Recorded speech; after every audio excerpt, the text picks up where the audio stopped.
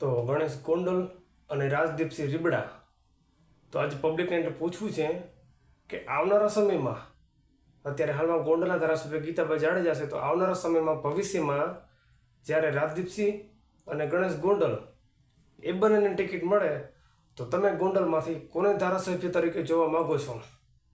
તમે કમેન્ટ કરજો.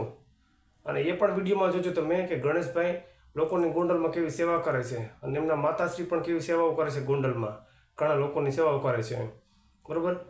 અને રાજદીપસિંહ જાડેજા એ પણ સેવાઓ બહુ ઘણી સેવાઓ કરે છે, ઘણી સેવાઓ. ઘણા લોકોને મકાન બનાવી દીધા છે, ઘણા લોકોને સેવા કરે છે, બ્લડ ડોનેશન કેમ્પ કરે છે, બરાબર. એ પણ ઘણી બધી સેવાઓ કરે છે અને એમના પરિવાર પણ ઘણી બધી સેવાઓ કરે છે. તો તમે જણાવજો કે આવનારા સમયમાં, આવનારા ફ્યુચરમાં, ભવિષ્યમાં રાજદીપસિંહ રીબડા એને તમે ધારાસભ્ય તરીકે જોવા માગો છો ગોંડલના, કે ગણેશ ગોંડલને જોવા માગો છો?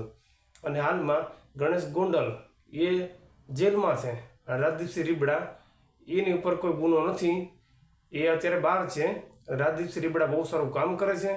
તો પબ્લિક પાસેથી આપણે જાણવું છે કે પબ્લિકના મતેથી ગરીબોના બેલી, ગરીબોના મદદે કોણ આવે છે, બરાબર? રાજદીપસિંહ રીબડા સાચા ગરીબોની મદદ કરે છે કે ગણેશ ગોંડલ ગરીબોની મદદ કરે છે?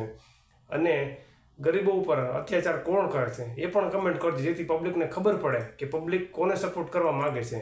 આવનારા ફ્યુચરમાં, આવનારા ભવિષ્યમાં ગણેશભાઈને ધારાસભ્ય તરીકે જોવા માગે છે ગોંડલના, કે રાજદીપસિંહ રીબડાને જોવા માગે છે ધારાસભ્ય તરીકે?